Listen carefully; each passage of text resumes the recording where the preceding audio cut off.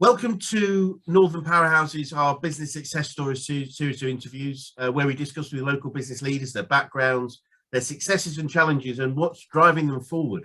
So today I'm delighted to have with us Ben Davison of Axiologik. And Ben, thanks so much for spending the time with us today. And if you'd be kind enough to introduce yourself, your business, and how you help your clients, that would be great. Yeah, so thanks, Chris. So I'm Ben Davison. I'm one of the founders. So we've got three founders of Axiologik.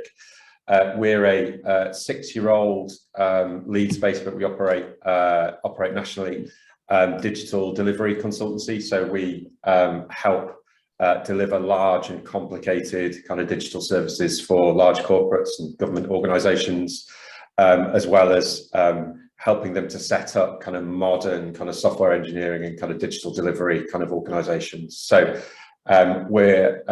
we could be better at marketing and kind of blowing our own trumpet, but so for example, some of the things that we've done recently, so we led on the setup of the COVID testing digital infrastructure. So if you get a PCR test or a lateral flow test, that's something that we led the delivery of, and then kind of more recently we led the setup of the digital services for kind of COVID vaccinations too. So most people in the UK will have been touched by stuff that we've done over the past couple of years.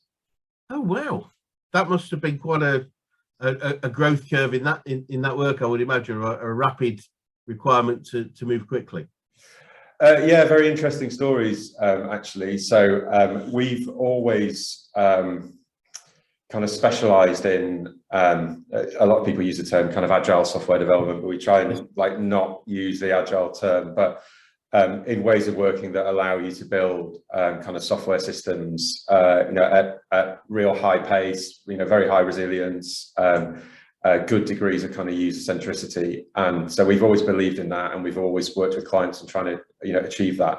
Yeah. But there's nothing like a pandemic for like, there's no kind of recipe book, it needs to be done tomorrow, and it's a big problem if it doesn't work. So for us, it's been useful in kind of showcasing why the stuff that we believe in is actually really important.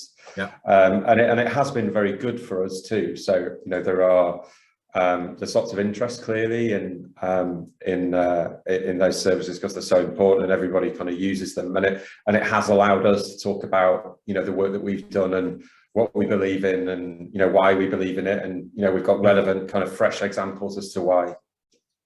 Brilliant. And culture and vision is so critical to business, in my opinion. They lead. They should be leading marketing. They should recruitment. And ultimately the people we work with, both recruits but also clients. I've always thought, I believe that good relationships are a match of goals. We both want to achieve the same thing, but great relationships are a match of values. We both believe the same things are important, and marketing those values therefore is really key. And then we're more likely to find clients, team and suppliers that are a better match for us, if that makes any sense. It 100% does. And most of our business actually comes from referrals. So it's like where we've done work for one client, and either they move to a new area, or they they're talking to their peers and they know they've got a problem, and they talk about the work that we've done, and we get like an introduction that way, which to your point works really well, because for some of the things that we do, it won't be the right thing for every kind of organization. So to your point, you want to land in an environment where your values are the same, your beliefs are the same, you're trying to do the same thing, you've got that kind of natural synergy.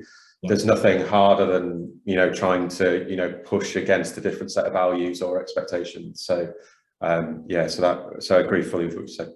Yeah, and the challenge often happens when we failed to or miscommunicated, and it's interesting because the same words means different things to different people. That's the challenge. It does.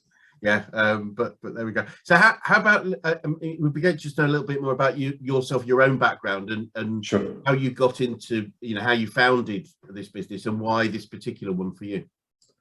Okay, so I mean, just going right back to the start, I never intended to go into IT like a lot of people. So I did languages at university. I wanted to join the diplomatic service. I never got around to applying. And then I got to like my final year, didn't really know what I wanted to do, like people are either applying for like banking or consultancy, and I didn't really fancy banking. And you know, obviously, being a language student, I didn't have that kind of science or kind of maths background, and so I applied for consultancy.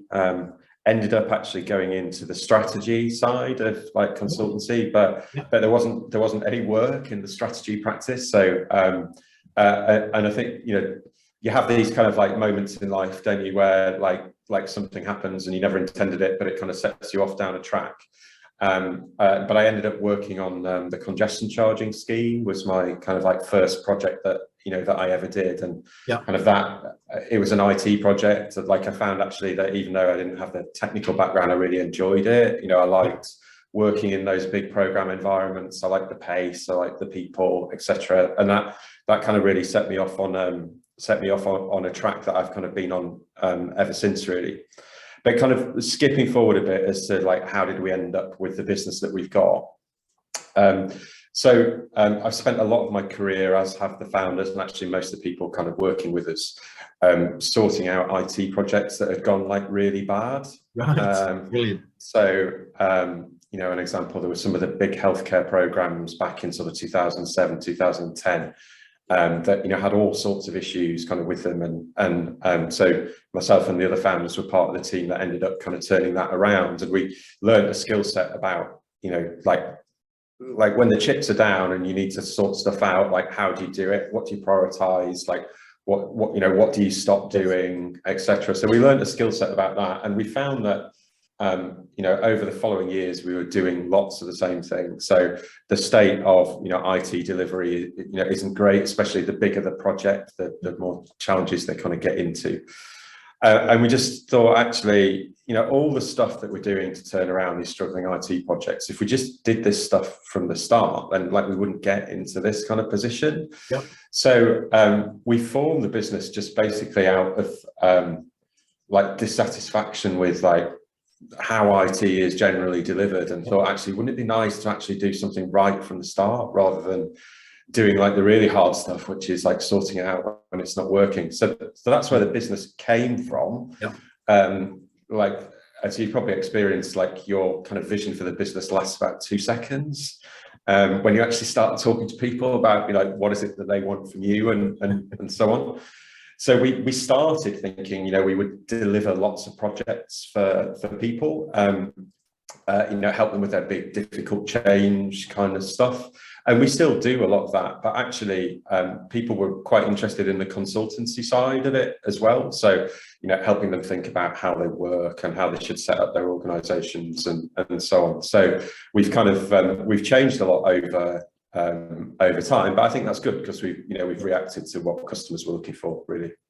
But yeah, that's the genesis of the business. So we've got so the name, like, it's a difficult name, like, we get that, but it has a meaning, and so axiology is like a branch of philosophy that deals with the junction point of ethics and aesthetics. So it's about doing the right thing and doing it in the right way. So that's where our kind of business name kind of came from, and that's what we believe in, really. So people have suggested that we change it, but like, no, it means something to us, and there's a story there that we can tell. So in all honesty, but I would suggest, if it's something people talk about, that's a good thing.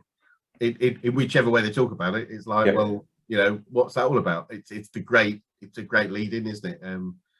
So no, great. So you know, as you've grown and you developed over this period of time, what were some of the biggest challenges or issues that you've had to overcome? So we've all got relatively young families, and trying to like balance starting and growing a business with like small families is hard. So, you know, things like doing the school run and like doing bedtimes and things, you know, it does mean that you end up spending a lot of your evenings and weekends doing stuff when, you know, ideally you'd be doing stuff with the family. So that's been difficult. I think something that you probably hear from a lot of organizations is like, when you're growing, like, cash flow is like really hard to manage. And especially as we found, like, some of the bigger organizations try and impose payment terms on you because you're smaller, and that means that you're effectively bankrolling these really large organizations. So cash flow has been challenged. So we're through that now. You know, so we've got sufficient to kind of cater for any kind of eventuality. But right. you know, we've had a few kind of squeaky moments at you know, at times, especially because we bootstrap the business as well. We've never taken any investment or anything. So it's just been all about building up profits over time to use as float. And then I guess the final one just is, so we've grown a lot through the pandemic. Right. And like everybody's got the same problem, but you're trying to recruit, you're trying to run projects, etc. And sometimes you've never met any of these like people kind of face to face. Yeah. So that's a challenge. So like recruiting, getting a feel of the business, getting a feel of them. I do believe there's nothing like kind of face to face while you're doing that. And I think again, just something that, you know, everybody's faced in this kind of period is like personal resilience, like in this period as well, because everybody's got a lot going on. Like there's a lot, you know, we're trying to grow the business, like we're working hard for clients and just trying to balance, like, you know, people's emotional kind of well-being, the demands of their family. It's a stressful situation, plus we're working pretty hard. So I guess those are some of the main issues. So some are like right at the start, like how do you manage cash, and then some are more like episodic kind of things. Yes. Things now. But I'm really looking forward to us being able to spend a lot more time together in offices. I think that will make things easier. Yeah, it's a fascinating thing. In fact, I did sort of make a mental note. You said something earlier, which you think it was and it was through the pandemic. It was just like, you know, who thought we would ever say something like, you know, as you normally do in a pandemic or whatever it was you said. It just said, well, 3 years ago we would have never said anything like that. Now it's a normal phrase, isn't it? Well, obviously in a pandemic we've got to do this and this. Yeah. Like obviously in a pandemic, like in my entire life there haven't been one. So and then it's just normal. I mean, it's fascinating when you look back. I didn't do a lot, but I thought I'll just go and sort of research the Spanish flu epidemic in 1918, and yeah, there's a whole generation. There's no one I know. I mean, my grandfather would be the last person that would have lived through that, and so you don't have any terminology about this situation. It's just not a situation that we've ever experienced, and yet, you know, we have adapted and adopted in many ways very quickly.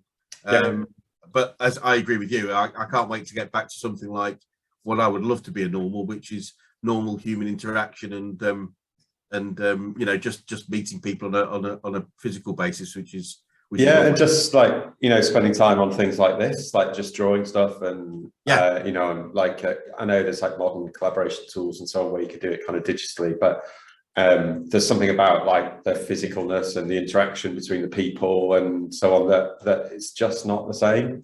You know, everybody's done a really good job of like making it work in the situation that we're in, and I don't think it'll ever be the same as it was, but I think, you know, getting some more of that human contact and time together, I think will be a really kind of good thing, both in terms of the work that you do, but for everyone's like emotional well-being too. Completely agree.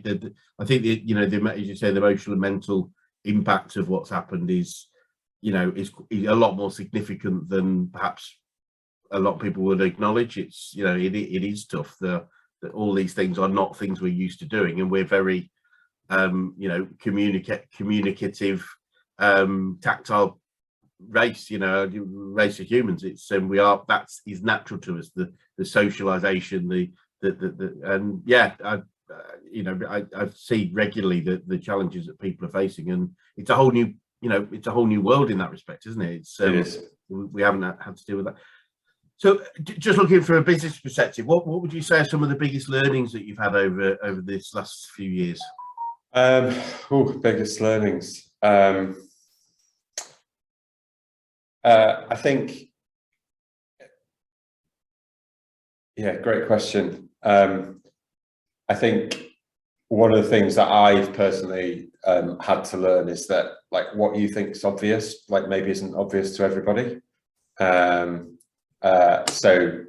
like, and in particular, like where we're all doing stuff in a bit more kind of like remote way, just like thinking carefully about the language you use and like trying to be logical in terms of the way that you kind of set out the things you say and the order in which you say it. It's very easy you know, so I did my dissertation at uni was about the inability of like language to kind of convey meaning. So it's like, so I'm like a bit aware of like you've got a set of intentions and you're trying to put them in words, and the other person doesn't have your perspective or your viewpoint. So being careful about the things that you say, how you say it, think about the impact. And the other one that like is really kind of like come home to roost to me, like during the pandemic, is like the importance of kind of building kind of effective teams that can operate kind of pretty autonomously with kind of like, you know, like minimal kind of contact really. So, you know, just a bit of like direction setting, etc. But then the ability to kind of take big problems and kind of deal with them themselves in a like an autonomous kind of way. I've really kind of seen, in particular when you're thinking about like COVID testing or COVID vaccinations, there's just so much needs to be done in parallel. Like you can't command and control it all. So you have to, you know, just think about guardrails and then just try and find the best people you can to create teams and kind of let them do their own thing. So that's what, and we're trying to apply that to our own business now, you know, so we're, you know, we've grown quite quickly. There were kind of 3 founders. It was quite founder-led. We were running the engagements, we were doing the sales, etc. And now it's, you know, and there always will be a bit of that, you know, especially if we're doing like referral work. But now we're really trying to build out that kind of next level team that can effectively like run the business. Yeah, great. You know, we quite like the business to be quite like democratic in a way around like who we are, where we're going, etc. Let the people that really understand those areas kind of set that kind of direction and move our role more into like coaching them and like being ambassadors for the business and, you know, trying to help them be successful and trying to do a lot of it ourselves, which has been stuff that we've done today. Sorry, Chris. No, go on. And then just like the one thing I have learned from a personal perspective is like the importance of having like a set of sympathetic kind of people like around you, and in particular like having people that just really don't understand what you do or don't care about what you do is also quite healthy too. So it means that you end up like having to like stop talking about work and talk about other stuff. So having a 6-year-old and a 3-year-old has been quite useful in that regard. They literally don't care.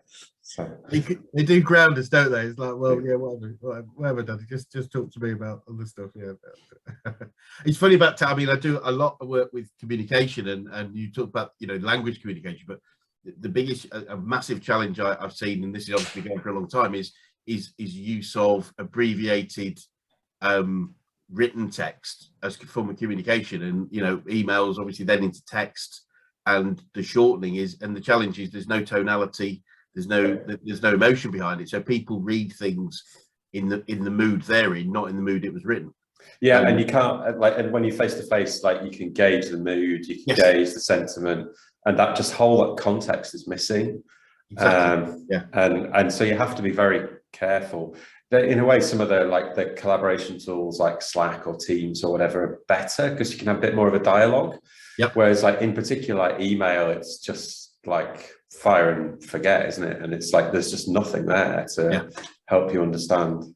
No, absolutely. It's you know, it's become easy to communicate quickly, and there is that danger with that if we don't have the ability to add mood and feeling to it. So no, I totally concur with that. And I'm often keen to you know, just to think if who or what, if any, have been the significant influences on your career. Is there any people or things in particular? Yeah. So so I started my career at Deloitte, and I think, you know, there's a chap there. Am I allowed to name names or? I'm cool with it. Yeah, absolutely. Yeah. The chap that kind of like hired me at Deloitte was a chap called Richard England, and he's still a friend now. But, you know, he was like a real role model for me in terms of like how I should kind of conduct myself, like when I'm at work. So, you know, he was like, he was smart, you know, he was diligent, you know, he was hardworking, you know, he was good fun. He was like a real kind of team player. And, you know, he was great in that, like he recruited me and then made sure that I was on his project, and he kind of like, he looked after me and like set examples and so on. So, you know, he was great. You know, I still laugh about like some of the things that we got up to when we were like staying in hotels and like trips to nightclubs and things like that. But yeah, he's one. And then in kind of like more recent times, again, just like kind of coming back to the pandemic, like I was like fortunate when things like the pandemic's kind of like just starting, and like you're there trying to set up like kind of healthcare systems and so on. So you're kind of a bit on the inside, and you're kind of seeing things that are happening that maybe others aren't kind of seeing.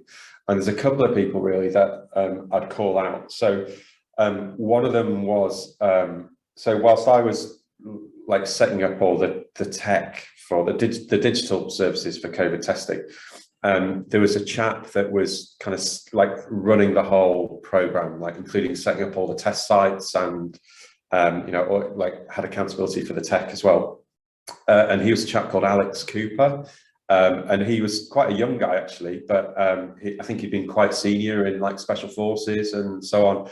And I've never met anybody that can like handle, and I don't know whether this is just his background, but like so much uncertainty, the ability to kind of manage so many kind of moving parts, the ability to kind of make decisions, like complete like zero blame culture if stuff went wrong. So he was been very impressive to me from a leadership perspective. And then just to finish on that, just on the other side of that, I was working a lot at NHS Digital, and you know, at the time when we were setting this stuff up, and working with some of the senior clinicians who are there trying to make decisions about IT systems from a healthcare context. So NHS Digital's chief medical officer is a chap called Jonathan Benger, who is like looking up, he's the most impressive guy you've ever met. Like he's like a professor of like respiratory medicine at a university. He's a practicing A&E consultant. Like he set up the air ambulance and still does like air ambulance stuff. He's written papers left, right and centre, as well as like leading like the NHS central IT systems from a like a clinical perspective. And again, similar thing, like watching his ability to kind of make meaningful decisions in difficult environments was very impressive, and like ability to kind of, you know, be resilient in kind of tough circumstances. So those last two kind of really taught me something about kind of like leadership, and caused me to kind of reflect on how I kind of lead teams too, and hopefully, you know, I'll be more like them over time, I guess. Brilliant. No, fantastic. Sound a couple of role models. I'll make a note to follow them and learn more. And during, I mean, whether it was from them or anyone else, have you picked up any particular sayings or phrases that you fall back on when, you know, at any particular point of time? I like to collect them, so I'm always keen to learn if anyone's got anything that they live by. I can't kind of remember any kind of like specific kind of phrases, but I guess the overall like ethos was like, it's not as bad as you think it is, you just haven't worked out what you need to do yet.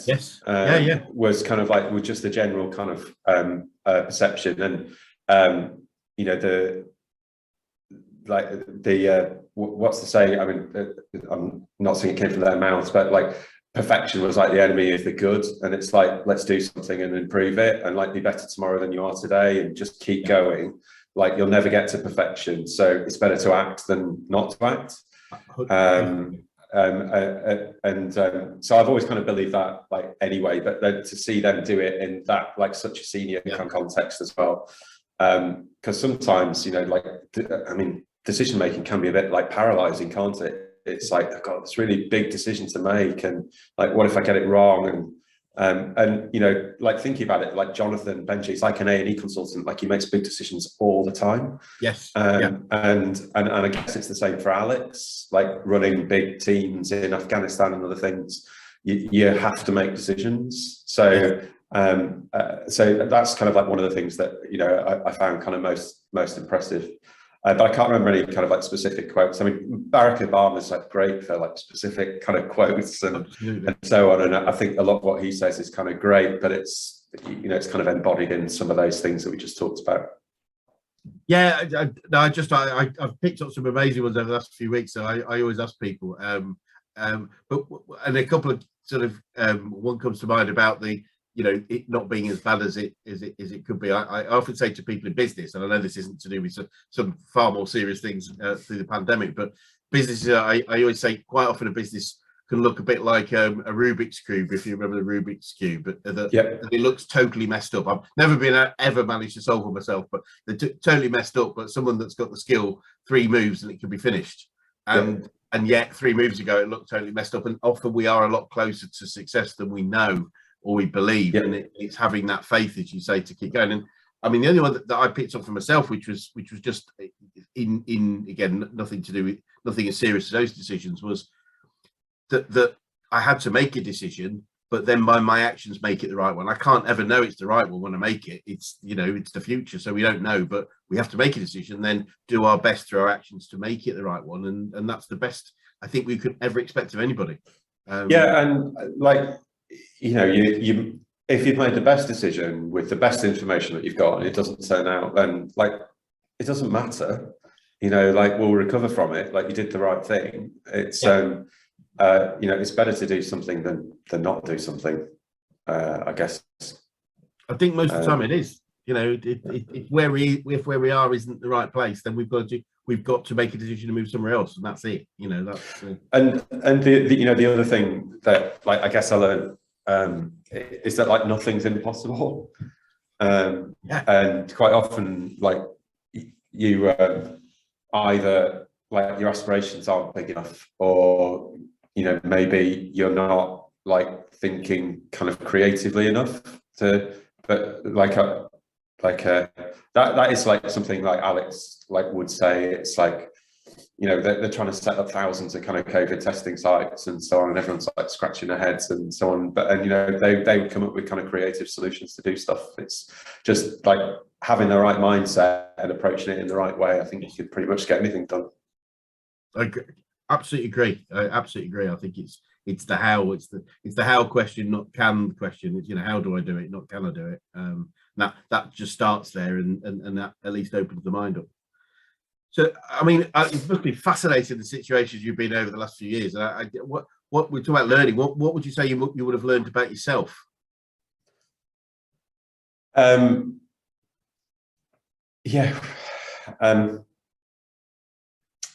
Like I've learned some like negative things. Like I've learned that like I find it like hard to switch off. Like I've learned that like I worry about details. Like, so like I can wake up at 3 o'clock in the morning and there's like something going on in my mind, and you know, I shouldn't worry about it, but I am. So I've kind of like I've learned that. I've learned that it's important, because I do worry about details and I do worry about things, that I've learned it's important to like have people around me that like help me not to worry.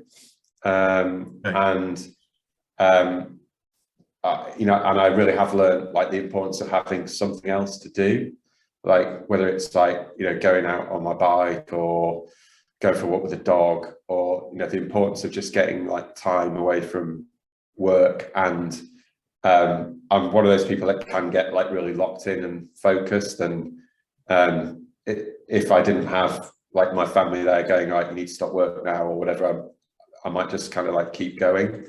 So I've learned kind of like those things about me, but I think also as well, like that, like I've learned that I enjoy working.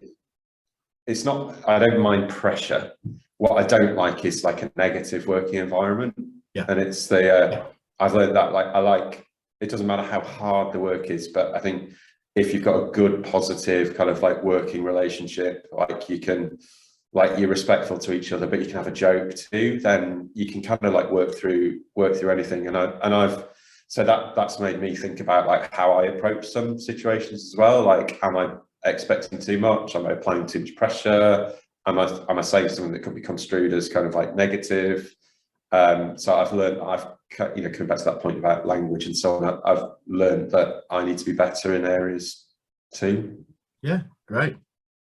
Well, I think it was, well, I know it was Sir John Whitmore who was sort of the founder of business coaching, taking coaching principles into the business world. And one of the things he said that always stuck with me was cognizance is curative. So if I know my challenges, it's the first stage of managing them. If I don't know them, that's a blind spot, which can be a challenge. So yeah, and once we're aware, then at least we've got something we can choose to change or not, or just choose to accept, which is the other thing. I think it's the gap in between that's the challenge, Ben. It's being unhappy with the situation and not doing anything. So yeah, if that makes sense. And I've always worked really well when I've got people that, because I mean there's things that I'm just not good at, or I might be able to do it, but it just doesn't engage me. I don't find it interesting. And I've always worked really well when I've got other people that are interested in the stuff that I don't like doing. Yes. And kind of not trying to do it all. So things that I'm not the most although I spend half my life doing spreadsheets and financial models and so on, I don't find it interesting. Yep. So having people in the business that are interested in those things is great, because it means that I don't have to stress about it. I can I haven't logged onto our bank account for 3 years or whatever, because somebody else does that and they're interested in it, and they'll tell me if we've got a problem or something. That's great. No, it's great. I love the idea. I think Brian Tracy talked about the idea that really successful organizations are ones where every individual spends most of their time doing the 3 things they really love and they're really good at. So rather than build our strengths up, just say, look, build up our weaknesses, just say, look, that's what I'm good at. If everyone does that, everyone's happier, more effective, more efficient, and ultimately in a business more profitable. And I think that's a great, I think that's exactly right. It's just saying, look, being honest with myself and others, that I'm just not very good at that, and part of not being very good at, I don't really enjoy it. So why would I want to do that? I probably wouldn't ask somebody else to do that. So why would I ask myself? And the quicker we can just sit doing the stuff we love every day, the quicker we just get those step changes of performance, I think. And within our business,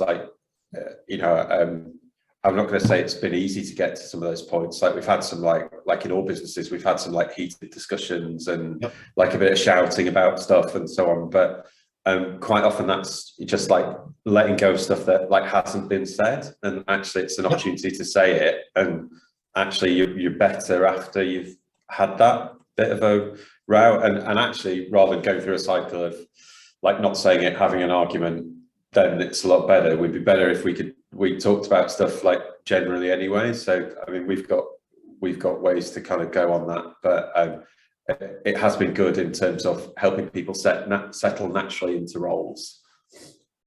Yeah, absolutely. We in Axiologik we have something called a whiffle, which not a waffle, right. A whiffle, and it stands for what I feel like expressing. Right. And the key thing is for me is that how I feel is always correct. How you feel, I feel right now is exactly correct. What's making me feel like that is my interpretations of situation, events, people's communication. So having the ability to say this is how I feel is fine, because it doesn't mean what I think, the reason I think it's causing it is right, but my feeling is right. And it just helps teams, it helps individuals, for me, just get to a point. So look, just so you're clear, I'm feeling a bit unappreciated because you didn't say anything about what I've just done. Now, it doesn't mean you don't appreciate it. It just means I feel unappreciated. Yeah, that makes sense. Yeah, it does. It's a brilliant way to defuse those situations and to get that out, because the quicker we get those negative feelings out, as you say, we can move on. It's often we need to express them quite clearly. So I mean, looking forward, one of the quotes I picked up a couple of days ago, which I absolutely love, so I must tell you, and you'll understand why, was just as simple as this: there's no point in looking backwards, because that's not the direction you're headed.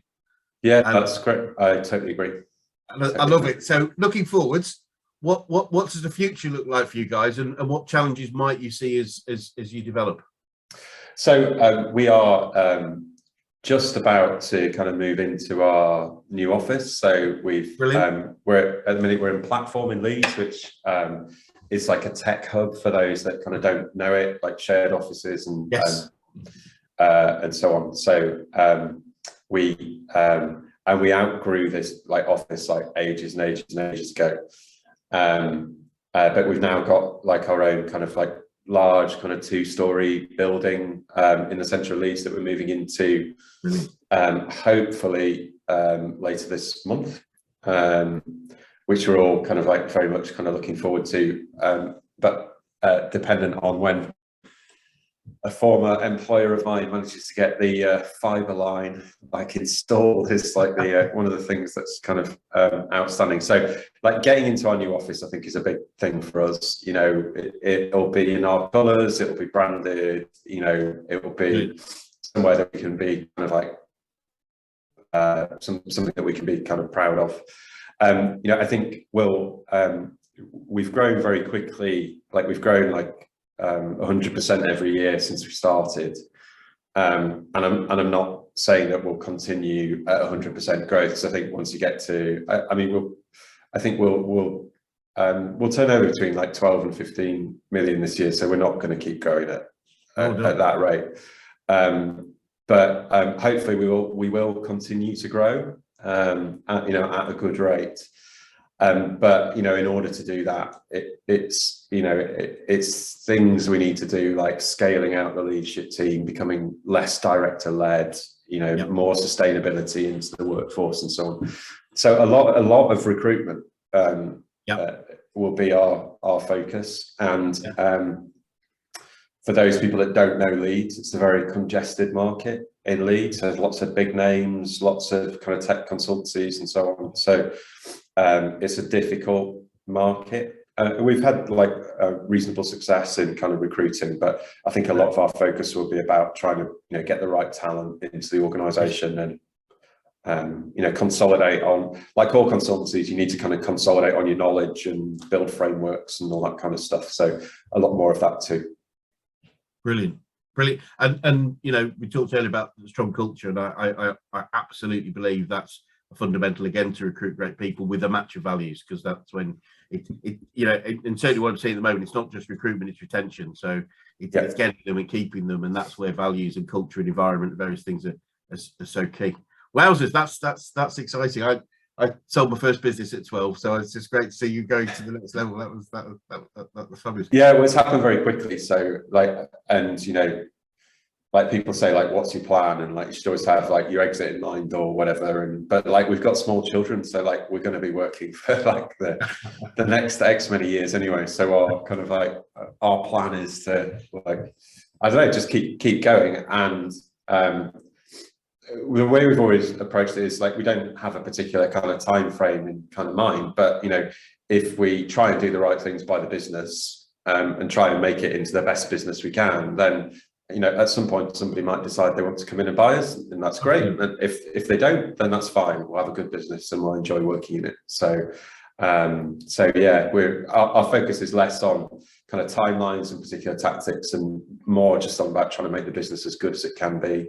Really. And I think, you know, a lot of people focus on their exit being based on the sale of a business or anything, but the more we can create a business that can work without us, and you talk about, you know, the delegation from founders to directors to senior leadership team, the more we can have a great, you know, a great business we love and enjoy, working the hours we choose to work. And why, you know, the reality is, the absolute reality is, whatever multiple of profit you sell your business for, if you chose to, that is the number of years after which the profit, you know, you're giving the profit to somebody else. That's why they're buying it from you.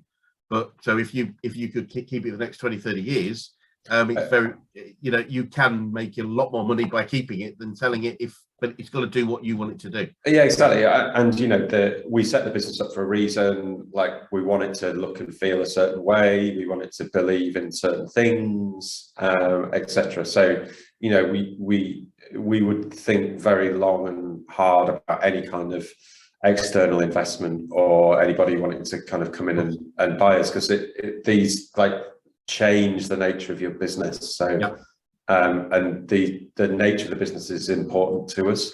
So we have no kind of like long-term plans other than trying to make it as good a business as it can be. And like many people, I've worked in some like crap businesses too. Like we want it to be like a place where people like to work, us included. Absolutely. Well, you know, the one permanent, or the permanent fixtures start with the owners, and then they go to the team, and then they go to the customers, and we should look after them in that order, in my opinion. And most people go the other way around, but there we go. So a couple of bits of advice as we close. And Ben, this has been absolutely fascinating. I really could go on for hours, but I just think it would. I really thank you for your time. Firstly, what would your advice to be to somebody who was thinking of going into business? Well, first of all, I would make sure that the work that you're proposing to do, you like really care about it.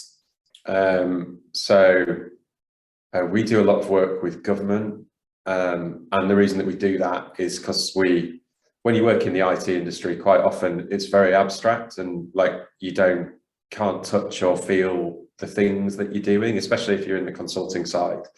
But for us, like working on a trading system in a bank, that wouldn't get me out of bed in the morning.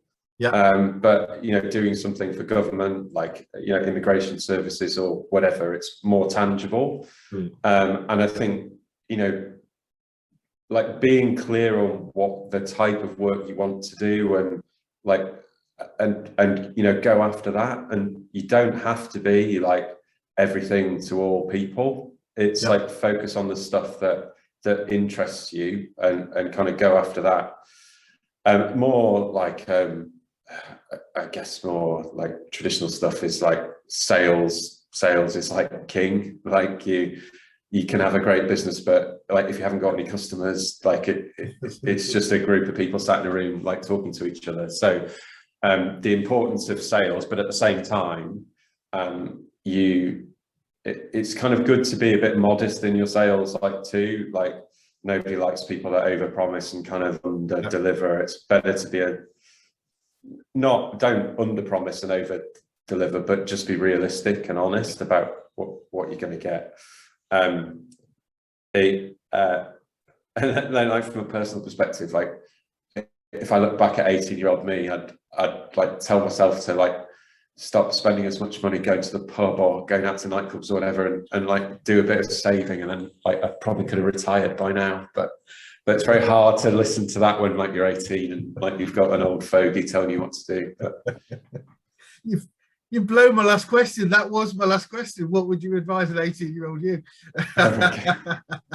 So we've done that, and that's well, I'll say it's sound advice, but it's definitely sound advice. It's not advice I followed either. But and you know, like so, I was like, when I was like thinking about career choices, I was like, oh, like all my friends are going into banking or kind of consultancy, apart from the people that were doing professional degrees like lawyers and doctors and so on, who were going into that. And you know, if I'd thought about it at the time, like there'd been much stuff that I would have found much more interesting than kind of like going into kind of consultancy or banking. But at the time, I thought that was the only way, right? You had to go into one of these things. And kind of what I've realized is like that the world's much more kind of diverse than that. And you can end up at the same point by taking lots more different routes.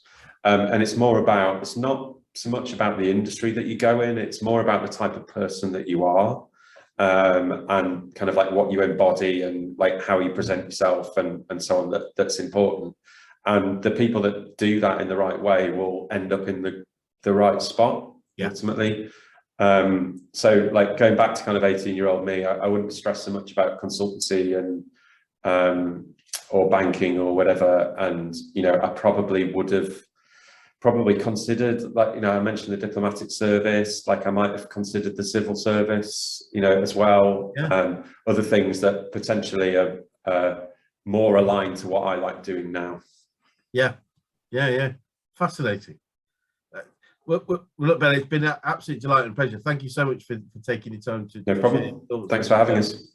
Yeah, well, hopefully, I mean, it'd be great to maybe come back in a year or so and just see, you know, where we are there.